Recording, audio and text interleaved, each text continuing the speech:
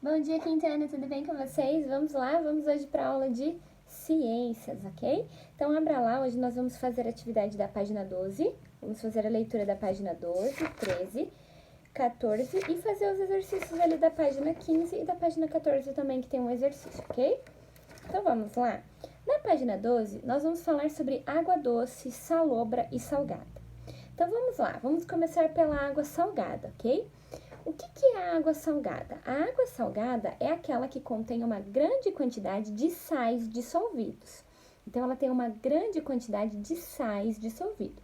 Por isso que ela se torna salgada ao nosso paladar, ok?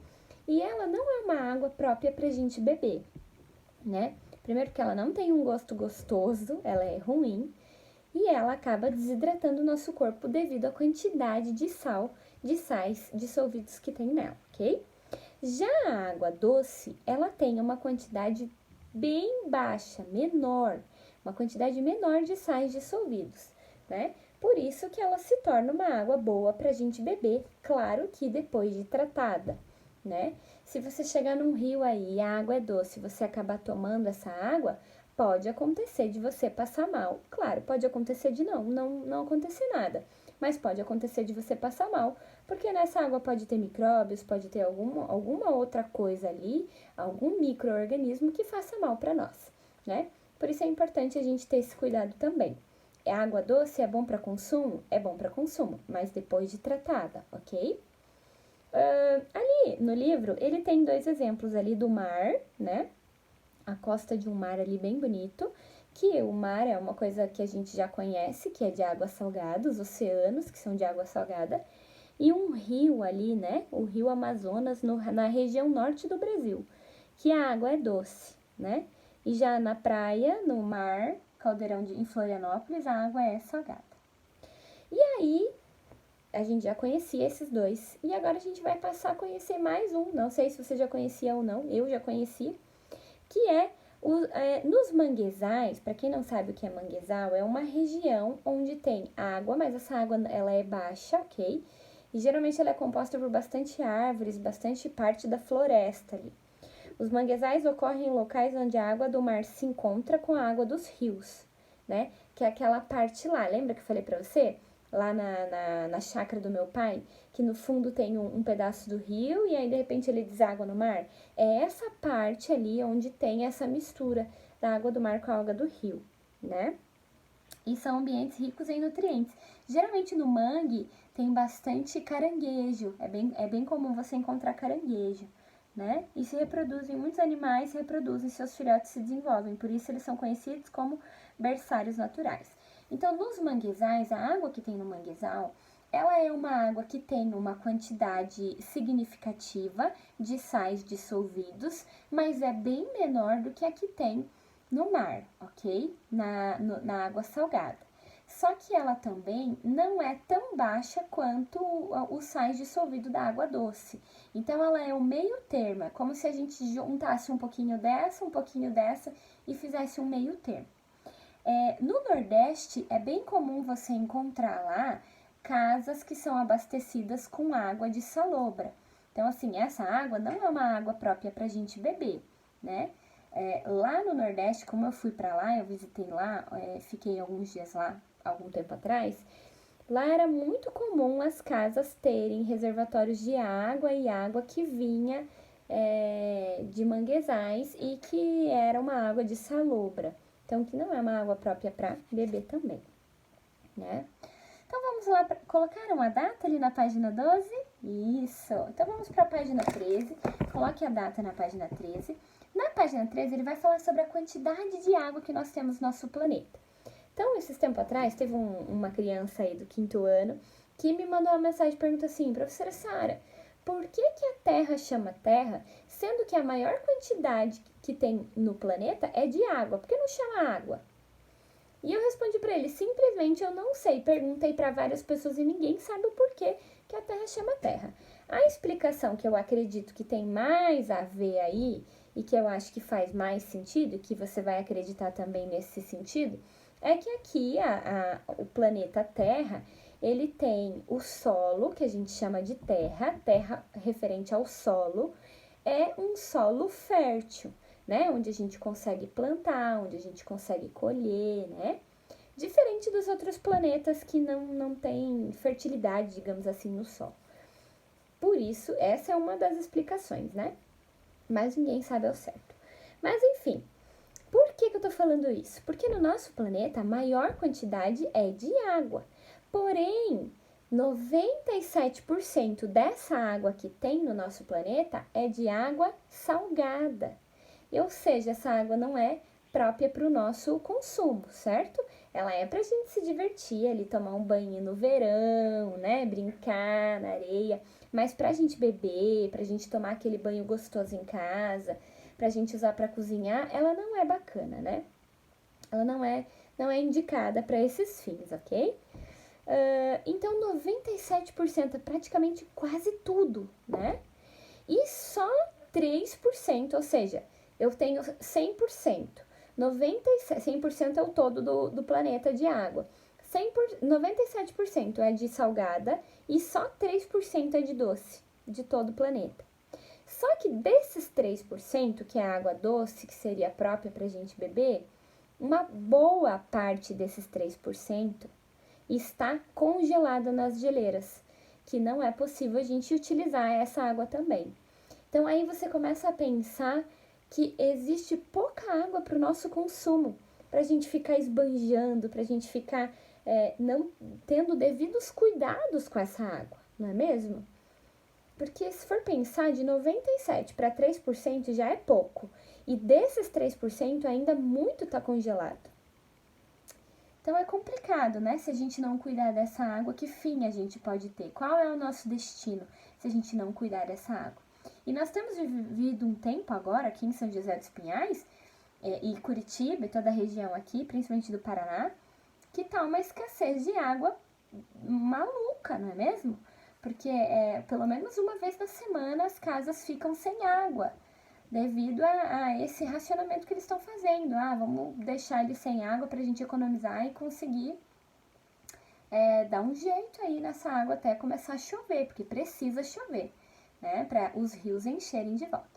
Eu estava conversando com uma pessoa que mora em Foz do Iguaçu e ele estava me contando que as cataratas, ela está fechada. Primeiro, por causa do Covid, para não acontecer aglomeração, mas segundo que os rios eles estão muito secos, ou seja, a quantidade de água que sempre tem lá, que é muito, para quem já foi lá sabe, a cachoeira cai, que chega assim a dar um negócio no coração de tão forte que é a pressão da água, está muito fraca, está tendo um nível de água muito baixo lá em Foz do Iguaçu, que é bem próximo a nós e que é um dos lugares que tem as maravilhas de água, né? Muita água. Então, a gente precisa cuidar dessa água, né? Que a gente usa para consumo.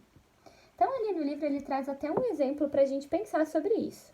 Então, a disponibilidade da água do mundo. Então, se toda a água do planeta coubesse numa garrafa de 2 litros, daquela de refrigerante, a água doce caberia num copinho.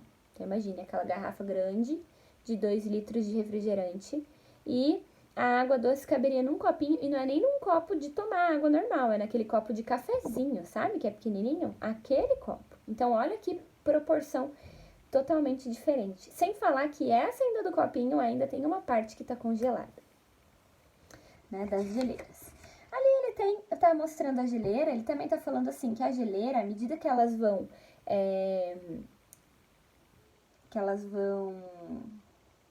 derretendo, elas vão causando um desequilíbrio no planeta, ok?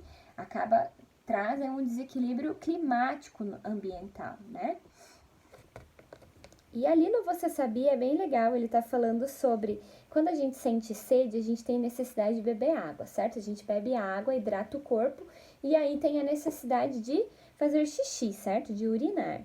Quando a gente tem sede e a gente não tem água boa pra gente beber, e ele dá um exemplo assim, não seria legal você beber água do mar, água salgada, porque em vez de hidratar o seu corpo, faria o efeito contrário.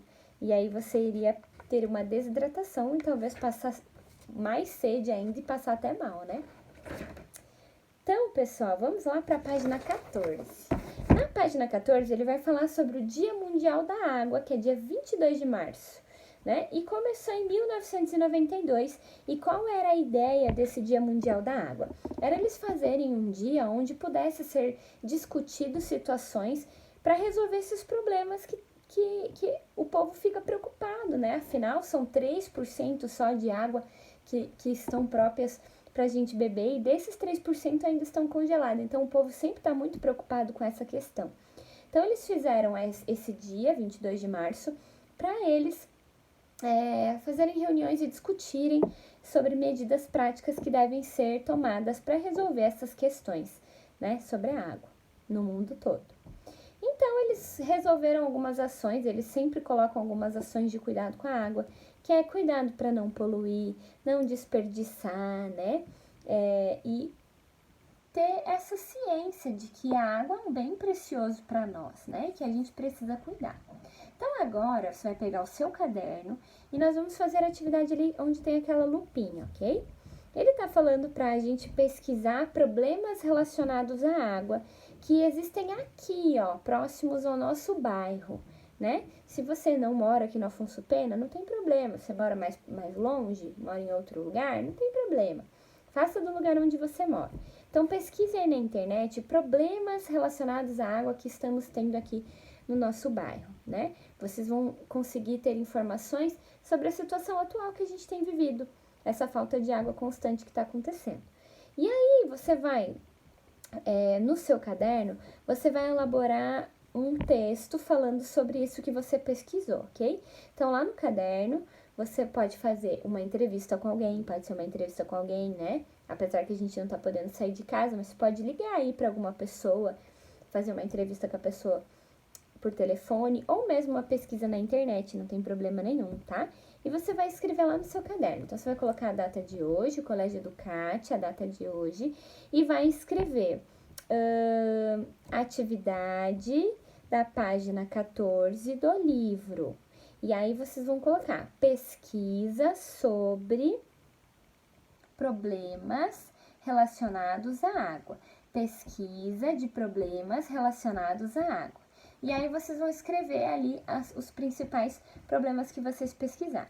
Depois que vocês fizerem essa pesquisa, vocês vão pegar uma folha, pode ser uma folha de caderno mesmo, não tem problema, ou uma folha sulfite, e vocês vão fazer um cartaz, elaborar um cartaz ou um folder, falando sobre esse problema que você pesquisou e como que a gente pode cuidar. Aqui no livro ele traz, ó, uma imagem falando do Dia Mundial da Água, né? E dando essa ideia de que a gente precisa cuidar do planeta. Beleza? Então, e depois que você terminar esse cartaz, você vai colocar o seu nome e vai guardar ele num lugar junto com outras atividades ou dentro do seu caderno, porque quando eu falar a data para vocês entregarem essas atividades, eu preciso que você me entregue esse também, para que eu corrija e possa dar nota, ok? Ele vale nota. Aí, lá no finalzinho, ele fala assim, ó, aqui no canto, ele tem 3 tipos de água, né? Ó, tem um rio, que é aquele que corre, ele não fica constante naquele lugar, ele sempre tá em movimento.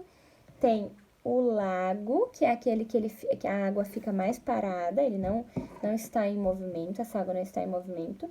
E temos o mar, ok? Daí, na página 15, ele tem essa parte aqui. Essa parte aqui é para você colocar ali uma dessas figurinhas aqui de água que tem aqui próximo da sua casa, ok? Ah, então aqui perto da minha casa, mais próxima que tem é um rio. Então, eu vou colar o rio, eu vou escrever o nome desse rio, o tipo da água, se é doce, se é salgado, se é salobra. Eu vou escrever... Essa também vai precisar de uma certa pesquisa, ok? Eu vou escrever, esse rio, ele tá, ou essa água, ou esse lago, ou esse mar, ele tá poluído? Sim, não, as pessoas podem utilizar essa água. Então, você vai ter que pesquisar o que tem aí mais próximo da sua casa. Se é o mar, se é um lago, se é um rio, ok? E escrever as coisas que estão pedindo ali. E responder ali a número 2 e a número 3, que é para marcar X. Ok, pessoal? Essas são as nossas atividades de hoje. Se divirtam. Até a próxima aula. Tchau, tchau.